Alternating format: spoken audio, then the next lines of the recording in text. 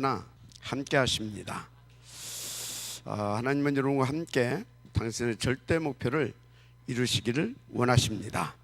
그래서 날마다 그의 나라와 보호자의 권세로 여러분 삶 속에 역사하고 계십니다. 그래서 우리는 방향만 맞추어도 당연히 되어지는 신분입니다. 예배만 성공해도 되는 거죠.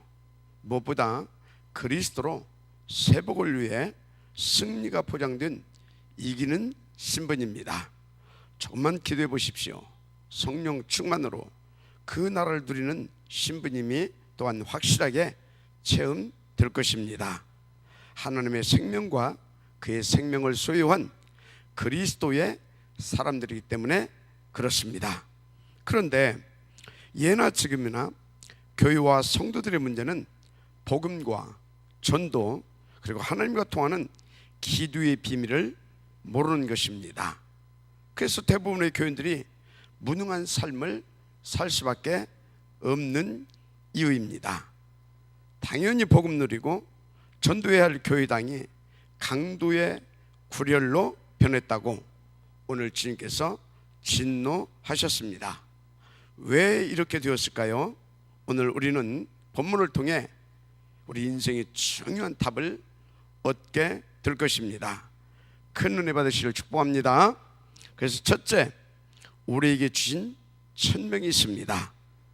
오늘 본문은 예수님께서 성전 청결을 위해 매우 진노하셨던 사건의 내용입니다. 본문을 깊이 묵상하는 가운데 시대를 놓고 주신 정말 중요한 메시지를 저는 본문에서 받았습니다. 물론 이 내용은 복음서마다 나오는데 오늘 본문 마태복음 21장 21절 13절에도 나왔고 마가복음 11장 15절에서 19절에도 나와 있습니다. 또 누가복음 19장 45절 48절과 요한복음 2장 13절에서 22절 초도에도 나와 있습니다. 그런데 각 내용을 보면 예수님께서 6월절 가까이 돼서 이제 성전에 올라가셨습니다. 그런데 성전이 완전 북새통을 이룬 시장통이 되어 있는 것입니다. 소와 양과 비둘기 파는 자들과 돈 바꿔주는 자들로 완전히 혼잡합니다. 그것을 보신 예수님께서 진노하신 것입니다. 그래서 그들의 상을 엎으시고 그들을 쫓아내셨습니다. 그 이유는 마가복음 11장 17절에 이에 가르쳐 이르시되 기록된 바 내 집은 만민이 기도하는 집이라 칭함을 받으리라 하지 아니하였느냐. 너희는 강도의 소굴을 만들었도다 라고 말씀하셨습니다. 그래서 이 사건으로 인해서 예수님은 당시 교권주의자들로부터 큰 미움을 사게 되었습니다.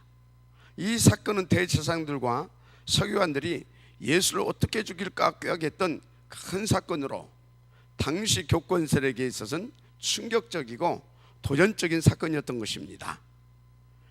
그런데 역사를 보면 유대 절기 때마다 하나님께서 특별히 정하신 성전 주변에서 합법적인 큰 시장이 실제로 형성되었었습니다. 그 이유가 있죠. 여러분 구약에는 절기 때마다 하나님께 흠없고 온전한 그런 속죄제물이나 속건 제물 등을 드려야 했습니다. 그리고 온전한 그 산 동물을 하나님 앞에서 온 가족이 함께 이렇게 요리해서 먹고 그리고 즐거워해야 했습니다. 그런데 절기 때마다 외국이나 먼 거리에 있는 사람들은 그런 온전한 제물을 이렇게 드리고 또 감사하면서 그런 제물을 먹기란 사실상 어려운 것입니다. 그래서 그런 사람들의 편리를 위해 실행되었던 제도 중에 하나가 성전 그 주변에 하나님이 택한 곳에서 이런 상행위가 허락되었었던 것입니다. 신명기 14장 22절에서 27절에 자세히 나와 있습니다. 그런데 이것을 악용해 가지고 큰 이익을 챙기고 돈을 벌려는 악덕 상인들과 당시 교권주의자들이 결탁을 해가지고 이렇게 성전을 아수장 같은 시장통으로 만들어 놔버렸던 것입니다. 그것도 독과점 형태의 장입니다. 굉장히 큰 이권이 오고 갔다고 하는 반증인 것이죠. 그러니까 성전 마당은 중요한 절기 때마다 북새통을 이루는 장터가 되어질 수밖에 없었던 것입니다. 그것뿐 아닙니다. 이상한 법을 만들어 가지고 성전에 내는 속전이나 세금은 일반적으로 통용되는 화폐로는 안 됩니다. 특별히 제작된 화폐를 이제 일반 화폐와 환전해서 바치게 만들었던 것입니다. 당연히 그 환전 수수료가 따르는데 당시 기록을 찾아보니까 자그마치 12%나 떼었다라고 기록하고 있어요. 이게 10,000원 하면 얼마요? 1,200원 떼는 겁니다.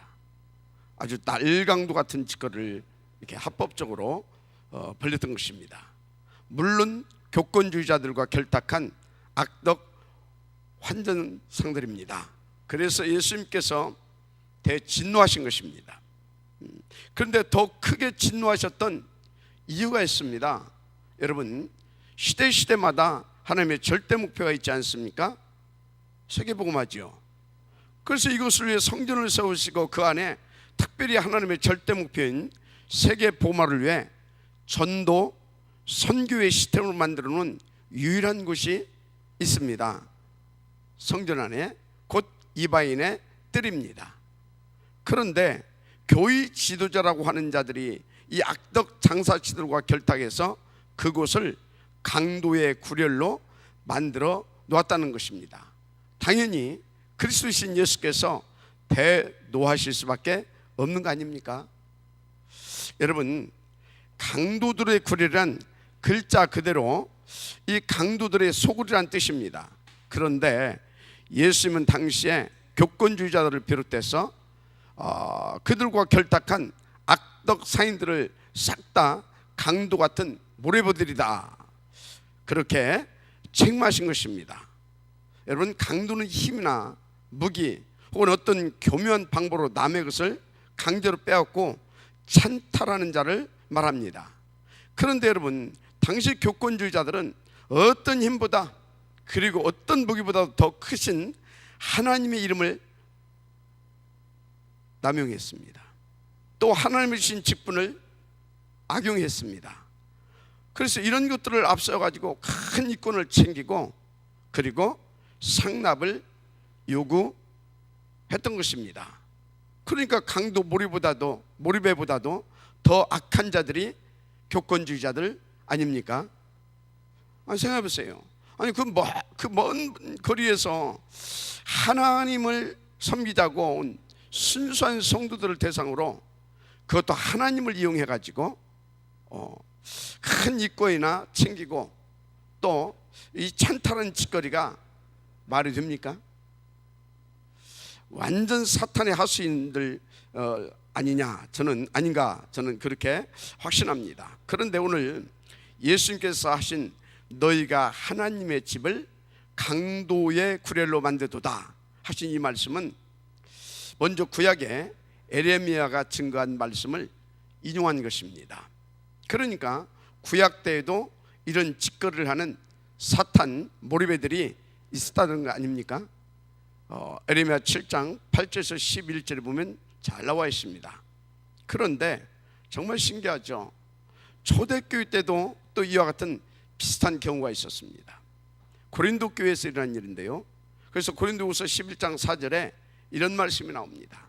만일 누가 가서 우리가 전파하지 아니한 다른 예수를 전파하거나 혹은 너희가 받지 아니한 다른 영을 받게 하거나 혹은 너희가 받지 아니한 다른 복음을 받게 할 때는 너희가 잘도 용납하는구나. 이렇게 사탄은 끊임없이 시대와 역사를 넘나들면서 계속해서 복음과 전도를 방해하고 있다는 것을 잘 아시기 바랍니다. 그런데 디모데후서 4장 34절에 보면 이 시대에 되어질 일들을 또 이미 예고해 놓으신 것을 볼 수 있습니다. 때가 이르리니 사람이 바른 교훈을 받지 아니하며 귀가 가려워서 자기의 사욕을 쫓아 스승을 많이 두고 또 그 귀를 진리에서 돌이켜 허탄한 이야기를 쫓으니라. 여러분, 오늘날 교회당들은 어떤 것 같습니까? 그러면 복음과 전도엔 전혀 무관심한 오늘날의 교권주의자들은 또 어떤 것 같습니까? 진짜 신기합니다. 앞에 사단의 하수인들과 똑같습니다. 오직 자신들 배만 채우려고 집중하고 있습니다. 그래서 24시 꿀꿀대고 있는 피둥피둥 살찐 꿀돼지 같지 않습니까? 에? 정말로 안타깝죠. 그런데 그 자들보다 한술 더 뜨는 진짜 100배로 사악한 자들이 있습니다. 제가 볼 때 사탄보다 더 악한 자들 같아요. 자칭 이단 감별사라고 하는 교리 황제들입니다. 이 자들은요 진짜 24시 틈을 노리고 있어요. 사단처럼. 그러다가 자기들이 이익이 생길 틈만 엿보이면 무차별 공격합니다. 복음이고 전도고 관계없습니다. 그냥 오직 자기 이익을 위해서라고 하면 서슴없이 이단 누명도 씌우고 그리고 목도 날리고 지들 맘대로 합니다. 그래서 더러워서 이제 돈다발 한 뭉치씩 이렇게 싸다가 바치면 이 친구들은 진짜 이단들도 눈 감아줍니다. 완전히 하나님보다 더 위에서 군림하고 있는 것처럼 무수 불의의 칼을 휘두르고 있습니다. 마치 먹이를 쫓는 정글의 하이에나 같은 그런 작자들입니다. 우리는 이렇게 예수 이름을 팔고 예수 이름으로 자기 이익을 쫓는 작자들이 득세하는 암울하고 슬픈 시대를 살고 있는 것입니다. 그러면 여러분, 하나님이 그렇게 무능하신 겁니까? 그래서 사탄 세력에 패배하신 겁니까? 아닙니다. 하나님은 전지전능하신 절대 주권자이십니다. 그래서 이 시대는 하나님의 숨은 메시지다. 저는 그렇게 깨달았습니다. 그래서 이 시대는 하나님의 숨은 메시지로서 먼저 복음받은 우리에게 살려내려고 주신 하나님의 천명인 것입니다. 아멘. 무슨 말이냐면 이 시대 속에 오직 그리스도와 오직 하나님의 나라, 오직 성령 충만을 회복시키라는 천명입니다. 구체적으로 오직을 여러분들이 인도받는 각각의 그 현장 속에 실현시키라는 천명입니다. 아멘. 그렇다면 전도와 선교 미래를 위한 RUTC 운동은 이 시대의 당연한 천명입니다. 아멘. 나아가 제2의 RUTC 운동이죠. 곧 복지전도, 문화전도, NGO 전도 운동도 이 시대의 필연적인 천명입니다. 당연히 우리가 현장에서 인도받을 5가지 이 기초, 5 기초죠. 이거 회복시키는 것 하나님의 절대적인 천명입니다. 인도받게 되기를 주님으로 축복합니다. 그래서 우리가 네팔에서 지금 또 내년에 2월달이죠. NGO를 통해서 문화전도운동을 놓고 인도받고 있는 거 아닙니까? 이것은 확실히 하나님의 뜻이고 시간표입니다. 그 증거로 하나님께서 모든 부분을 지금 구체적으로 응답하시고 친히 역사해 주시고 계십니다. 우리 같이 기도하시고 함께 인도 받으십시다. 결단하시고 인도받게 되시면 하나님께서 확실한 증거를 주시게 되어 있습니다. 내년 2월 20일 출거하기로 결정했습니다. 지난번에도 말씀드렸지만 국내 유명한 화가들 50여 명과 문인들, 대표적인 문인들이죠, 약 30여 명, 그 이외 학자들과 정치, 경제, 언론인 등 약 150여 명 이상이 인도받을 것입니다. 네팔에서는 총리를 비롯해서 정재계 인사들과 문인, 화가, 학자, 언론인 등 약 1,500여 명이 참가할 것을 예측하고 있습니다. 중요한 것은 이런 뭐 거대한 행사 그런 것이 아닙니다. 뭐냐면 하나님의 분명한 목표가 있다는 것입니다. 네팔이 어느 곳입니까? 석가모니가 태어난 곳 아닙니까? 힌두교가 약 85%나 되는 그런 복음의 황무지요, 그런 재앙지대 아닙니까? 그 네팔 한복판에서 기독교가 무엇인가를 확실하게 증거하는 기회를 하나님께서 우리에게 만들어 주셨다는 사실입니다. 아멘. 그렇다면 우리는요, 당연히 인도받아야 되지 않겠습니까? 오늘 정말로 결단하시면 하나님께서 크신 증거를 주실 것입니다. 할렐루야. 하나님의 천명으로 받고 누리게 되시기를 축원합니다. 이런 중에 여러분들이 절대 잊지 말아야 할 것이 하나 있습니다. 그래서 두 번째입니다. 뭐냐? 당연, 필연, 절대적인 우리의 천명 목표와 방향 맞춘 기도입니다. 여러분, 하나님의 절대 목표를 위해 특별히 우리 교회에 주신 천명 목표가 있죠. 탑 렘넌트 복음인재뱅크 운동과 다문화와 제3국 자녀 삼기 운동입니다. 특히 네팔과 힌두권 복음화 운동이지요. 이것은 저와 여러분 임마누엘 천안교회 주신 하나님의 절대적인 천명 목표가 확실합니다.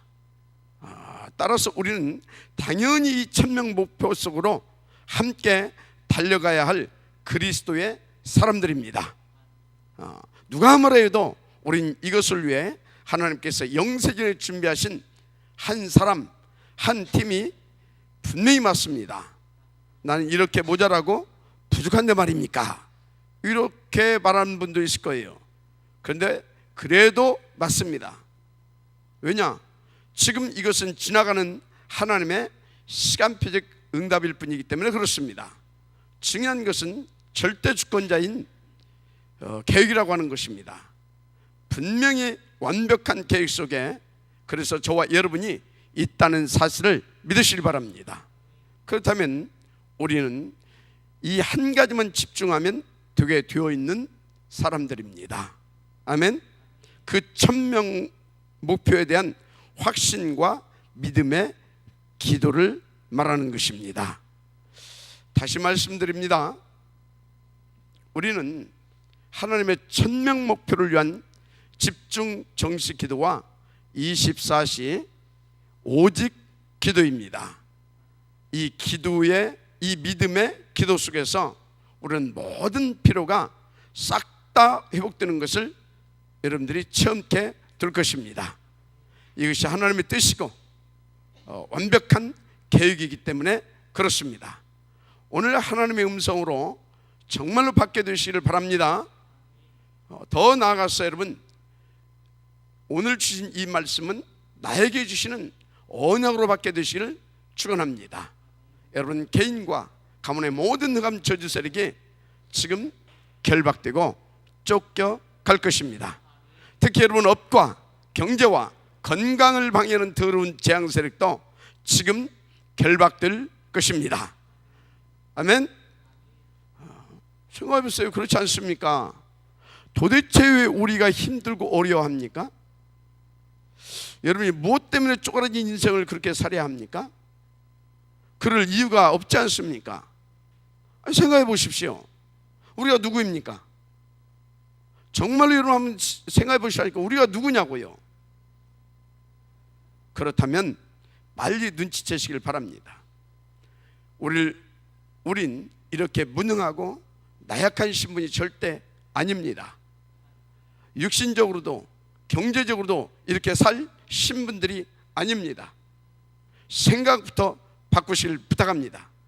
절대 우린 이렇게 부족하고 모자란 그런 신분이 아닙니다. 우선순위를 바르게 정하시길 바랍니다. 다시 말씀드립니다. 여러분들은 그리스도로 구원받은 하나님의 합법적인 자녀들입니다. 당연히 되어지는 신분, 이기는 신분입니다. 그러니까 누릴 수밖에 없는 신분입니다. 그리스도의 증인들, 그 사람들이다 이 말입니다. 맞습니까? 그런데 지금 왜 이렇습니까? 여러분 지금 주시는 하나님의 말씀을 잘 받으십시오. 내게 주시는 그분의 언약으로 받게 되시를 다시 한번 축복합니다. 진짜 두 가지만 되면 끝납니다. 첫째, 우리에게 주신 그 1000명 목표가 항상 아멘이 되게 하십시오. 임마누엘 천연교회 성도들은 진짜 이것이 아멘만 되면 모든 응답 다 회복됩니다. 절대 어렵지 않습니다. 왜냐? 이것은 내 수고와 노력으로 되는 것이 아니기 때문입니다. 내 실력으로 되는 것이 아니기 때문입니다. 중요한 그 비밀만 놓치지 않으면 다 되게 되어 있는 분들입니다. 그게 뭐냐? 그 1000명을 우리의 언약으로 마음에 담는 것입니다. 그리고 집중 정식기도와 방향 맞춘 24시 오로지 기도 속으로 들어가는 것입니다. 아멘. 이 두 가지는 그래서 절대 놓치지도 양보하지도 마십시오. 다시 말씀드립니다. 두 가지. 첫째 뭐라고 그랬습니까? 임마누엘 천연교회 성도들이 주신 1000명 목표 다 아시죠? 둘째, 그것을 언약으로 잡고 방향 맞춘 집중 정식기도와 24시 오로지 기도입니다. 아멘. 물론 전도도 절대 놓치면 안 되는 것이죠. 무엇보다 예배는 무조건 성공해야 되는 것입니다. 그러나 여러분, 전도와 예배는 오히려 차분하게 기다리면서요 더 깊이 준비하는 것이 더 좋습니다. 맞습니까? 특히 전도를 위한 것은요, 여러분 가능하면 양보하고 배려하고 때론 손해도 감수하는 것이 유익합니다. 전도를 위해서는 심지어 억울한 누명을 씌워도 여러분 용서하고, 아멘, 그 힘 받아서 감내하면서 그리고 초월해서 인도받는 것이 더 큰 전도를 하게 되는 것입니다. 아멘. 진짜 인도받으시길 바랍니다. 그렇습니다. 그래서 우리가 지금 그 증거를 이렇게 보고 또 가지고 이렇게 인도받고 있지 않습니까? 그러나 여러분, 기도는 절대 어떤 것 때문이라도 혹은 무엇 때문이라도 양보하거나 놓치지 마십시오. 그것은 영적 패배의 시작입니다. 인생 실패의 큰 이유가 됩니다. 그래서 기도 시간을 양보하고 기도를 놓치는 것은 자살 행위보다 더 썩은 것이고 더 바보 같은 짓을 하는 것입니다. 여러분, 기도가 무엇인지 아십니까?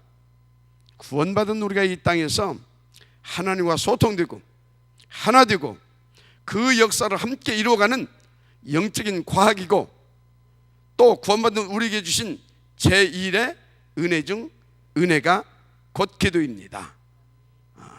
무엇보다 기도는 우리가 복음을 누리고 신분과 권세를 누리며 하나님의 1000명 목표를 성취시키는 제1의 영적 비밀 무기입니다. 믿습니까? 그래서 언약적 믿음의 기도는 하나님의 절대 목표를 실현시키고 하나님의 모든 것을 내것두게 하는 하나님이 우리에게 은혜로 주신 유일성의 축복입니다. 누리시길 바랍니다. 자, 그러면 왜 우리가 이렇게 어려운 인생을 살아가고 있는지 답이 나왔습니까? 다시 말합니다. 두 가지를 놓친 것입니다. 우리에게 주신 1000명 목표와 방향 맞춘 오로지 집중 24시 기도, 이거 놓친 겁니다. 정말로 깨닫으시길 바랍니다. 그래서 분명히 말씀드립니다. 두 가지 속에 저와 여러분들 인생의 성공과 실패가 담겨 있습니다. 이 두 가지가 되어지면요, 그래서 그 되어지는 때가 여러분의 되어지는 시간표입니다. 따라서 지금 내게 있는 문제, 사건, 어려움 등은 사실이 아닙니다. 두 가지의 비밀의 축복 속으로 들어가라 하시는 하나님의 강력한 메시지인 것입니다. 오늘 큰 깨달음이 있기를 바랍니다. 그런데 솔직히 여러분 잘 안 될 겁니다. 왜냐? 우리에게는 잘 안 될 수밖에 없는 여러 가지 치유받을 것들이 있기 때문입니다. 그래서 예수님의 치료가 필요한 사람이다 이렇게 알고 여러분 진짜 치유받게 되기를 바랍니다. 아멘. 그래서 오늘 세 번째는 치료하시는 예수님을 누려야. 여러분 주님께서 천명 목표와 기도를 강조하시고 그 다음에 예수님께서 뭘 하셨느냐? 성전에서 예수님께 나온 모든 자들을 치유해 주셨습니다. 아멘. 마태복음 21장 14절에 나와 있죠. 맹인과 저는 자들이 성전에서 예수께 나오매 다 고쳐 주시니. 아멘. 그런데 오늘날 너무나 많은 사람들이 마음의 병, 육신의 병, 환경의 병 등 오만 가지 질병을 앓고 있습니다. 그뿐이 아니죠. 마치 지구가 정신병동 같습니다. 대부분의 사람들이 심각한 정신 문제들로 굉장히 시달리고 있습니다. 우울증, 조울증, 불면증, 신경성 스트레스, 거기다 무서운 공황증, 말로 다 못합니다. 그래서 요즘에 유행하는 말이 힐링이라고 하는 말이죠. 그래가지고 힐링 콘서트도 하고 힐링에 관계된 여러 가지 캠프도 있고 힐링에 관계된 TV 프로그램도 있고 그렇습니다. 또 심리학을 통해서 음악과 미술, 모래놀이 등을 통해 가지고 치료한다고 하죠. 또 자연의 테라피라고 합니까? 테라피라고 해서 숲속에서 치료받는 그러한 치료 프로그램도 있습니다. 물론 필요합니다. 이런 것들도 누리면 굉장히 건강에 좋습니다. 그 중에 깊은 호흡은 거의 만병통치 수단으로 여길 만큼 탁월한 이렇게 치유 능력이 나타나기도 합니다. 그러나 완전하고 온전한 치유는 오직 그리스도이신 예수님께로부터 나온다는 사실을 잊지 마시기를 바랍니다. 여러분, 예수님은 우리의 영육간 치료자 되십니다. 예수님을 진짜로 믿고 나아가 보시라니까요. 여러분의 질병 거의 다 치유될 수 있습니다. 특별한 계획이 있는 것 빼놓고는. 그리스도의 보혈의 능력이 우리를 덮어버리면 진짜 모든 질병 끝납니다. 우리의 상처받은 마음과 상한 감정도 치료될 수 있습니다. 특히 심각한 정신 문제도 치료되고 우리의 육신과 환경도 치료하실 수 있습니다. 우리의 가난, 재앙 세력도 물리치시고 주님의 은혜로 충만케 만들어 주시는 것입니다. 아멘. 그래서 본문에 보니까 예수님께서 당신께 나오는 모든 자들을 고쳐 주셨지 않습니까? 그래서 우리가 예수님을 믿게 되면 그때 하나님이 치료자 하나님으로 우리에게 다가오신다는 것을 믿으시길 바랍니다. 그래서 출애굽기 15장 26절 말씀에 이르시되 너희가 너희 하나님 나 야훼의 말을 들어 순종하고 내가 보기에 의를 행하며 내 계명에 귀를 기울이며 내 모든 규례를 지키면 내가 애굽 사람에게 내리지 아니하리 애굽 사람에게 내리는 모든 질병 중 하나도 너에게 내리지 아니하리니 나는 너희를 치료하는 야훼임이라. 이렇게 말씀 주셨습니다. 할렐루야. 자, 다 같이 나는 너희를 치료하는 하나님이라. 나는 너희를 치료하는 야훼라. 할렐루야. 하나님의 치료가 우리 모두에게 강물처럼 임하게 되기를 축복합니다. 하나님의 치료를 체험하신 앤드류 머레이 목사님이 이런 고백을 했습니다. 나는 질병 때문에 2년 이상 목회 사역을 못하다가 이렇게 갈 것 같다. 그런데 너희를 치료하는 야유민이라는 이 말씀을 의지한 사람들의 기도응답으로 나는 치유를 받았다. 이런 고백을 했어요. 그러면서 사실 치유자이신 예수님 안에는 가히 측량할 수 없는 귀한 보화들이 가득하지만 교회가 그것을 충분히 인식하지 못하고 있다. 그러면서 그리스도인들이 치유하시는 주님의 임재를 실제적인 의미에서 깨닫는다면 영적으로 큰 유익을 얻을 것이라고 확신한다.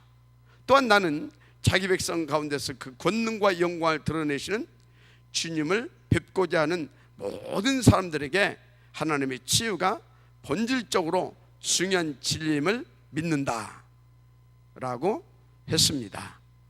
여러분도 그렇게 믿습니까? 아멘이지요. 여러분, 예수님이 이 땅에 오셔서 몇 년 계셨어요? 33년 계셨죠. 그런데요, 33년 계시면서 3년 반 동안 공생의 사역을 하셨다는 거 아실 것입니다. 그런데 여러분, 그 중에 3분의 2가 예수님이 무엇을 집중하신지 아십니까? 치료 사역에 집중하셨다는 것입니다. 그래서 마태복음 4장 23절과 24절에 이와 같이 설명하고 있죠. 예수께서 온 갈릴리에 두루 다니사 그들을 회당에서 가르치시며 천국 복음을 전파하시며 백성 중에 모든 병과 모든 약한 것을 고치시니 그의 소문이 온 수레에 퍼진지라. 사람들이 모든 앓는 자 곧 각종 병에 걸려서 고통당하는 자, 귀신 들린 자, 간질하는 자, 중풍병자를 데려오니 그들을 고치시더라. 할렐루야. 베드로전서 2장 24절에서 말씀합니다. 친히 나무에 달려 그 몸으로 우리 죄를 담당하셨으니 이는 우리로 죄에 대하여 죽고 의에 대하여 살게 하려 하심이라.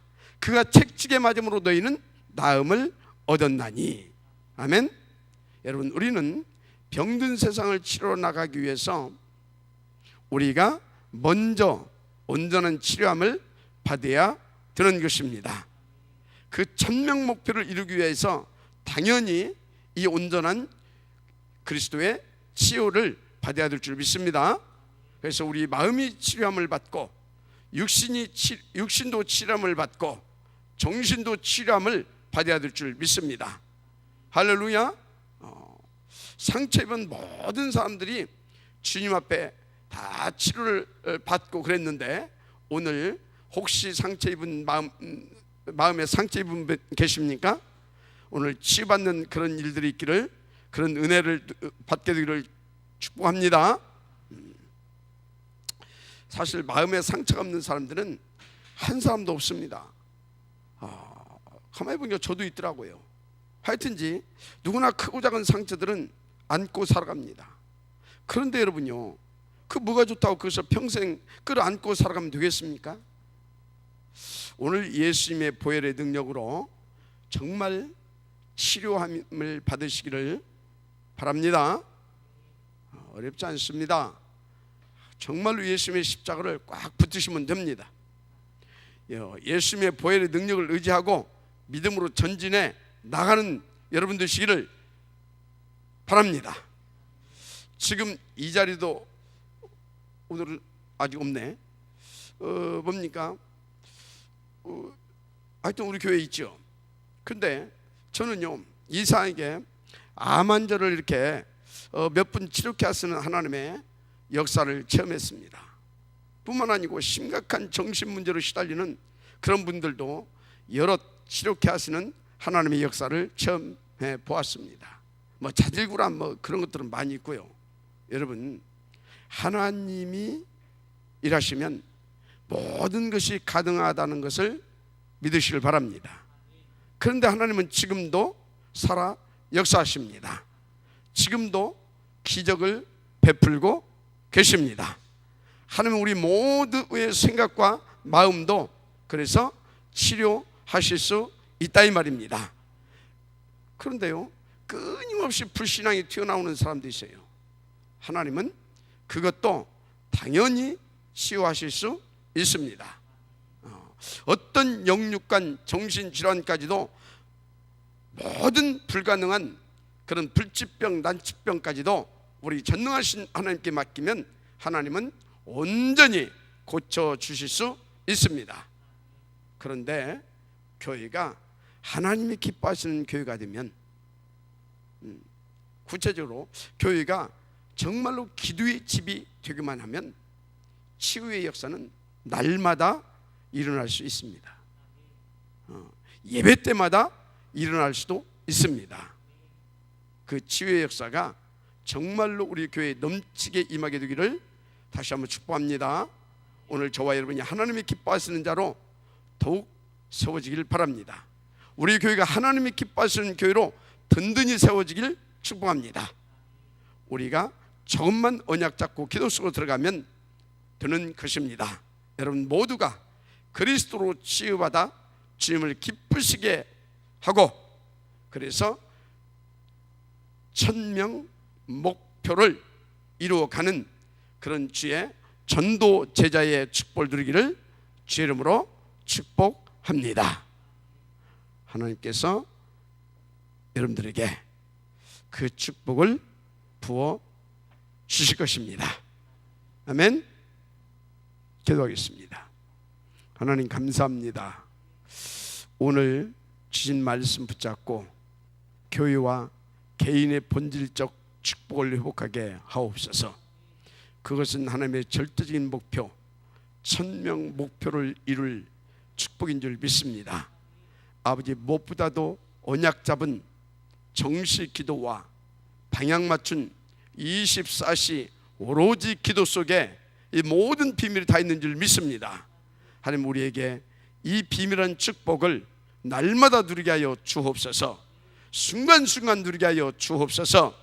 그래서 정말 오늘 본문을 통해서 우리 가운데 주신 하나님의 이 1000명을 응답으로 누리게 하여 주시되, 시대를 대표해서 하나님 앞에 영광 돌릴 만큼 우리가 누리게 하옵소서. 방해는 모든 의감에서는 그리스도 예수 이름으로 지금 결발받고 떠나갈지어다. 주 예수님의 이름으로 축복하며 기도드립니다. 아멘.